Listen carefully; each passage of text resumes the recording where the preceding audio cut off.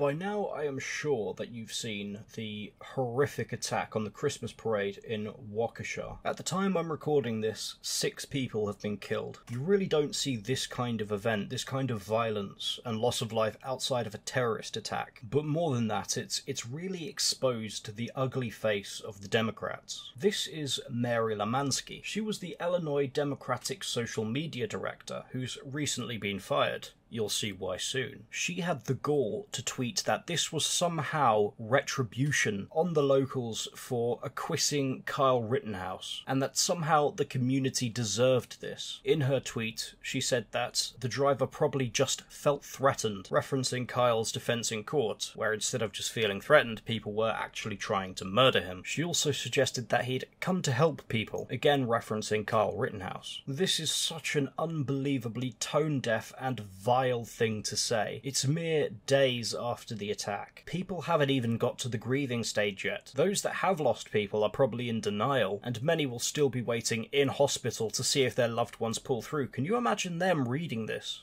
I would like to ask her who she thinks deserved to die more, the 70-year-old grandparents or the 8-year-old Jackson Sparks. Sometimes I struggle to find the words of just how vile some people are, but in this case I don't really need to, as you can see it quite clearly for yourselves. Now obviously she was fired by the Democratic Party, as trying to defend her would be tantamount to political suicide, but to me it just goes to show the kind of people that the Democratic Party attracts. She then goes on to tweet an incredibly self-indulgent tweet about how she's the real victim here. She writes, "Nobody cared about me like my whole life. My mum used to leave me for hours at a time alone in my playpen. I've put out music for 20 years and nobody gave a shit. Why do people all of a sudden care about a stupid remark? I can't believe that my 15 minutes of fame is for this shit." Oh yeah, Mary, you're right, you're the real victim here. Maybe if you weren't such an evil, toxic person, people would have cared about you in your life. But from the little I've seen, from your 15 minutes of fame, I can tell that you are a terrible, terrible person that I wouldn't want to pollute my own life with. Also, just because you've spent 20 years working on music, whatever it is, it doesn't mean you're entitled to attention for it. And I guess that's just what it boils down to. Being so absolutely entitled that when you say something so unbelievably reprehensible, you blame everything but yourself and make it all about yourself. Nobody cares about me. Nobody listens to my music. Why is my 15 minutes of fame overshadowed by this? You clearly have a much higher opinion of yourself than anyone around you. And the ironic thing is, she's the social media director, and she didn't know how posting this would turn out for her. Talk about being underqualified for your job. Also, grinning like the Joker won't help your case. It seems like a lot of leftists have pictures of themselves doing the manic Joker grin. Maybe it comes with being insane, who knows. She later apologised, of course, over Facebook, admitting her tweets were not in good taste. Talk about the understatement of the fucking century. But let's talk for a moment about the attacker in this case. This is the suspect Darrell Brooks. In court, he put on a good show by crying, which I don't care how many tears he sheds, he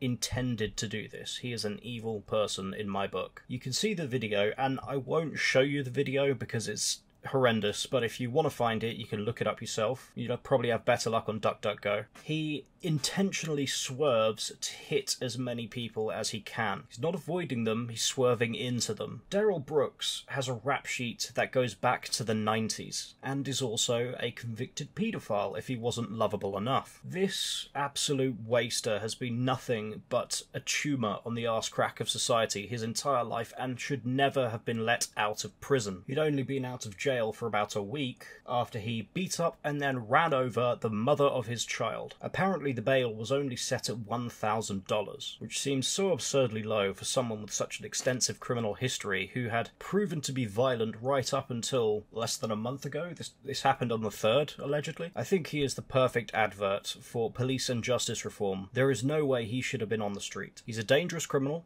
had been since the 90s. He impregnated a minor. He should be rotting in a prison cell. And I really, really hope he gets the fucking chair. Anyway, that's all for now. I'm going to try and make more of these off-the-cuff videos, where it's just me looking at stuff and talking. If you enjoyed this video, please let me know, because it's a lot more improv than usual. So if you do like them, I could probably do more of these in less time, because there's not so much faffing around in writing stuff out. So let me know. And as always, thank you for your time.